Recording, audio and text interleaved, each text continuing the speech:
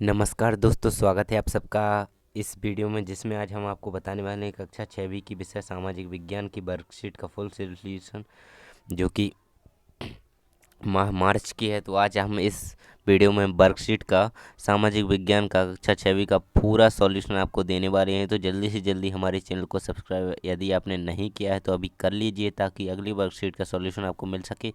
और यदि आपने पिछली वर्कशीट का सॉल्यूशन नहीं देखा है तो आप नीचे डिस्क्रिप्शन में दी गई लिंक से उसको देख सकते हैं, और साथ ही दूसरी कक्षाओं के भी सॉल्यूशन आप नीचे दी गई लिंक से देख सकते हैं।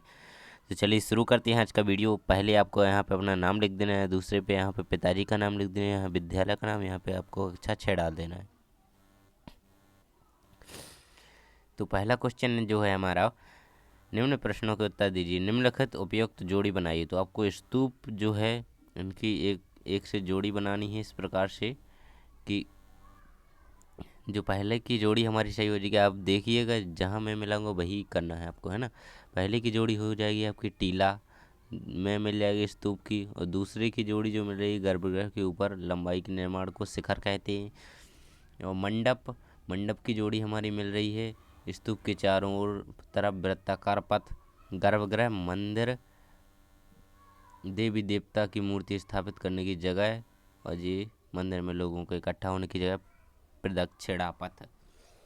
तो इस प्रकार से हमारा क्वेश्चन नंबर फर्स्ट के आ का आंसर हो जाएगा। और बा का आंसर देखें हम, कागज में सबसे अधिक कार्यों की सूची बनाइए। तो कागज का उपयोग किन किन चीज़ों में होता है? समाचार पत्रों में, कॉपियों में, नोट आदि के निर्माण में और पुस्तकों में। तो इस प्रकार से इसका आंसर हो जाएगा। चैनल को प्लीज़ सब्सक्राइब कर लीजिए, ताकि अगली वीडियो का नोटिफिकेशन सबसे पहले आपको मिले, और सबसे पहले आप ही वो वीडियो वर्कशीट की देख पाएँ, अपना सॉल्यूशन अच्छी तरीके से कर पाएँ। तो इसका आंसर थोड़ा और आगे हो जाएगा। अब अगला क्वेश्चन है हमारा सा वाला, चीनी यात्री भारत क्यों आए? किन्हीं दो चीनी यात्रियों के नाम बताइए, जहाँ भी गए थे उन स्थानों के नाम लिखिए। तो इसका आंसर हमें कुछ इस प्रकार से लिख देना है, चीनी यात्री भारत में युद्ध, बुद्ध के जीवन की जुड़ी जगहों के प्रसिद्ध मठों को देखने के लिए आए। भारत आए थे चीनी यात्रियों में फाहियान एवं हैंसांग प्रमुख यात्री थे। फाहियान एवं हैंसांग का नाम आपको लिख देना है, ये बहुत ही महत्वपूर्ण यात्री थे, हमारे भारत में आए थे चीन से। क्वेश्चन नंबर सेकंड है हमारा, स्वच्छ भारत मिशन कार्यक्रम क्या है? इसे अधिक प्रभावी बनाने हेतु अपने सुझाव लिखिए। तो इस प्रकार से इसका आंसर हो जाएगा कि स्वच्छ भारत मिशन भारत सरकार के द्वारा शुरू किया गया एक राष्ट्रीय स्तर का अभियान है। गलियों और शहरों का दूषण को साफ करना है, इसलिए लोगों को प्रेरित करने से प्रभावी बनाया जा सकता है ना। तो भारत में स्थानीय मानक समय किस देशांतर से माना जाता है? तो वो है 82.5 हो जाएगा इसका आंसर। इस तरह से पूरा नैनी से गुजराती, यानी कि इलाहाबाद के नैनी से गुजराती गुजरात है। इस प्रकार से हम इसका आंसर पूरा लिख देंगे। और क्वेश्चन नंबर सा हो जाएगा हमारे, नदियों द्वारा निर्मित मैदान सघन जनसंख्या वाले होते हैं, क्यों? तो इसका आंसर इस प्रकार से हो जाएगा। तो ये आप पूरा आंसर लिख दीजिए। और क्वेश्चन नंबर थर्ड है हमारा, राज्यसभा एवं ग्राम पंचायत में अंतर लिखिए। तो इसका आंसर हमने इस प्रकार से लिख दिया है, आप भी लिख लीजिए।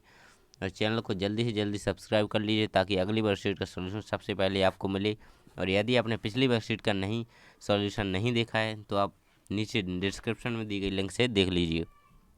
तो इसका आंसर हम कुछ इस प्रकार लिखेंगे कि ग्राम सभा का अर्थ है गांव के सभी लोगों की एक सामान्य सभा से 18 वर्ष की आयु पार कर चुके लोग, जिनका नाम मतदाता सूची में दर्ज हो जाता है। इस प्रकार से इसका पूरा आंसर आप यहाँ तक लिख लेंगे। अब हम अगला क्वेश्चन देखते हैं। क्वेश्चन नंबर बा है हमारा, ग्राम पंचायत की बैठकों में किन किन विषयों पर बातचीत होती है? अपने आसपास के वरिष्ठ जनों से चर्चा कर लिखिए। तो आपको कुछ इस प्रकार इसका आंसर लिखना है, ग्राम पंचायत में विकास कार्य की जिम्मेदारी प्रधान और पंचों की होती है। 1/3 किसी भी सदस्य हस्ताक्षर करके लिखित रूप में यदि किसी भी समय बैठक बुलाने की मांग करते हैं तो 15 दिन के अंदर ग्राम प्रधान को बैठक आयोजित करनी होगी। इस प्रकार से इसका आंसर हो जाएगा। क्वेश्चन सा है हमारा, ग्राम पंचायत को अपने खर्चे हेतु आय कहाँ से प्राप्त होती है, यानी कि पैसा कहाँ से आता है उसके लिए, विकास कार्यों के लिए? तो ग्राम पंचायत को अपने खर्चे हेतु आय वित्त आयोग से प्राप्त होती है। तो राज्य सरकार द्वारा सीधे ग्राम पंचायत को प्रदान की जाती है। तो आपको इस प्रकार से आंसर लिख दें। क्वेश्चन 4 में आपको कुछ इस प्रकार से चित्र दिख रहा होगा आपकी वर्कशीट में। तो इसका पहचान कर आपको इसका चित्र का नाम बताना है कि ये क्या है। ऊपर दिया गया चित्र किस स्थल का है, पहचान का नाम लिखिए। तो ये सांची के स्तूप हैं, तो इसका नाम आपको लिख देना है। क्वेश्चन नंबर सेकंड है हमारा कि इसका निर्माण किसके द्वारा करवाया गया। तो इसका आंसर हो जाएगा कुछ इस प्रकार से कि इसका निर्माण सम्राट अशोक के द्वारा करवाया गया था। क्वेश्चन नंबर थर्ड है सावाला, इसके निर्माण में कौन कौन सामग्री का उपयोग हुआ। तो इसका आंसर हम देख लेते हैं। इसका निर्माण विशाल पत्थरों, बालू एवं स्ट्रेड आदि से किया गया है। क्वेश्चन नंबर दा है हमारा, यह स्थल मध्य प्रदेश के किस जिले में है। तो यह स्थल रायसेन जिले में है ना। तो ये क्वेश्चन नंबर यह है, यदि आपको इस स्थल पर भ्रमण करना हो तो निवास से इस स्थल तक पहुंचने के लिए सुगम मार्ग पता कीजिए। तो ये आंसर आपको स्वयं लिखना है, क्योंकि यदि क्या आप रायसेन में ही रहते हैं तो आप कहीं से पैदल भी जा सकते हैं, और कई लोग दूर रहते हैं तो वो बस से। तो सबको अलग अलग लिखना है अपना अपना, जिस सुगम मार्ग से अपन जा सकते हैं वो आपको लिखना है, ये आपको स्वयं करना है। तो अगला क्वेश्चन हम देखते हैं। प्रश्न क्रमांक 5, चित्र को देखकर उत्तर देना है हमें। तो आपकी वर्कशीट में भी कुछ इस प्रकार से ये चित्र बना होगा। तो ऐसे इसका क्वेश्चन का आंसर देना है। तो पहला क्वेश्चन है, वृक्षों से हमें प्राप्त होने वाली वस्तुओं की सूची बनाइए। तो हमें वृक्षों से कई प्रकार की वस्तुएं प्राप्त होती हैं, जैसे कि गाद, गोंद, लाख इत्यादि, जैसे लकड़ी, औषधि, इस प्रकार से फल, ये हम लिख देंगे। नीचे 12 नंबर का क्वेश्चन है जिसमें हमसे पूछ रहा है अक्षांशीय व देशांतरीय विस्तार। तो लगभग 30 अंश है।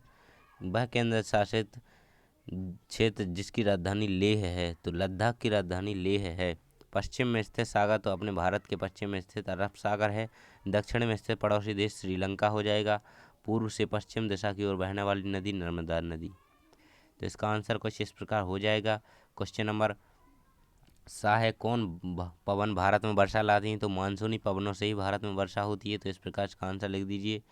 और क्वेश्चन नंबर 6 का है हमारा, नगर निगम के कार्य शहर निवासियों के लिए जीवन को किस तरह प्रभावित करते हैं, लिखिए। तो इसका आंसर ये रहा, घरों और बाजार से कचरा जमा और उसका निपटारा, सड़क, बस, साफ सुथरी गली। सेकंड पॉइंट में ये लिख दीजिए, नलियों को साफ करना, इससे साफ शहर साफ रहता है। क्वेश्चन नंबर 12 है हमारा, नगर निगम अपने काम के लिए धन कहाँ से प्राप्त करता है। तो इसका आंसर ये हो जाएगा, नगर निगम अपने काम के लिए विभिन्न तरह के कार्य करता है, जैसे संपत्ति कर, मनोरंजन,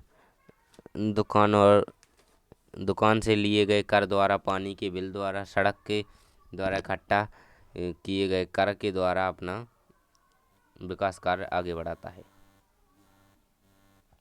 आगे हम देखते हैं प्रोजेक्ट कार्य में हमें क्या है। प्रोजेक्ट कार्य आपके पूरे 20 नंबर का है, तो आपको प्रोजेक्ट कार्य बिल्कुल मिस नहीं करना है। पूरे 20 नंबर आपको अंक अर्जित करने हैं। तो खंड भाग में हम प्रोजेक्ट कार्य देखते हैं। इसका पहला क्वेश्चन है, खसरा कहलाने वाले रिकॉर्ड में पटवारी के नीचे दिए गए नक्शे को अपने माता पिता से बातचीत कर लिखें। तो इस प्रकार ये नक्शा बना हुआ है। तो आपको इसे देखकर कुछ क्वेश्चन के आंसर देना है। एक खेत बना हुआ है, ये नक्शा है उस खेत का, कुछ खेतों का। आगे देखते हैं, पहला क्वेश्चन है हमारा, मोहन के खेत के दक्षिण में जो जमीन है वह किसकी है। तो वह है रघुराम की। आप इसका आंसर इस प्रकार से लिख देंगे, रघुराम। इसका आंसर रघुराम हो जाएगा।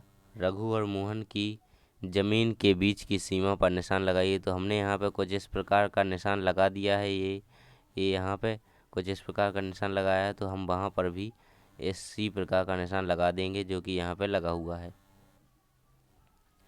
नीचे देखेंगे प्रश्न क्रमांक सा है हमारा, खेत क्रमांक 3 को कौन इस्तेमाल कर सकता है। तो वो है मध्य प्रदेश शासन, क्योंकि वह सरकारी है। तो मध्य प्रदेश शासन उसको इस्तेमाल कर सकता है। तो दिए गए चिन्हों के आधार पर खेत संख्या 2, 3, 6 से संबंधित क्या क्या जानकारी हमें मिल सकती है। तो हमें जो भी जानकारी मिल सकती थी वो हमने यहाँ पे लिख दी है। खेत संख्या 2 के कोने में एक कुआं स्थित है। खेत संख्या 3 में पेड़ लगा हुआ है। खेत संख्या 6 में पेड़ व चारागाह स्थित हैं। क्वेश्चन नंबर यह है, जमीन बटाई पर देने का अर्थ अपने अभिभावक से पूछ कर लिखिए। जमीन बटाई का अर्थ है कि खेत से उत्पन्न होने वाली उपज का आधा हिस्सा जमीन के मालिक को, आधा हिस्सा खेत में काम करने वाले किसान को मिलता है। तो आज की वर्कशीट का पूरा हल हमने आपको दे दिया है, तो जल्दी से जल्दी चैनल को सब्सक्राइब कर लीजिए और साथ ही बेल आइकन को भी प्रेस कीजिए और वीडियो को लाइक करना मत भूलिए। Thanks for watching.